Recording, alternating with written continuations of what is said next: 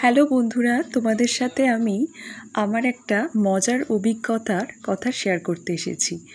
তো এই যে ফুলটা আমি মাথায় লাগিয়েছি, তো এটা দেখে মনে হচ্ছে যে আমি দোকান থেকে কিনে নিয়ে এসেছি, কিন্তু এটা একেবারেই না।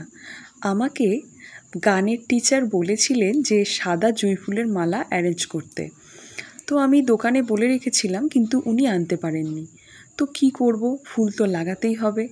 তাই দেখো, আমি আমার বাড়িতে সমস্ত কিছু ইনগ্রেডিয়েন্টস মোটামুটি থাকে, তো সেইটা দিয়েই আমি গানের প্রোগ্রামের ঠিক 1 ঘন্টা আগে মালা গাঁথতে বসে গেছি। তো ভয় লাগছে, তাড়াতাড়ি আমাকে বানাতে হবে এতগুলো ফুল। তো শুরু করতে বসে গেছি। তো সেই সময় দেখো, হঠাৎ করে আমার হাতে আঙুলে দেখো ছুঁচটা বিঁধে গিয়ে রক্ত পড়ছে। কিন্তু কি করব, ফুলের মালা তো লাগবেই। এরকম একটা সিচুয়েশানে ওই রক্তটাকে দেখো আমি ইগনোর করে তারপরে আবার আমি মালা গাঁথতে শুরু করে দিলাম। কিন্তু তখনও ভাবিনি যে মালাটা এতটা সুন্দর হবে।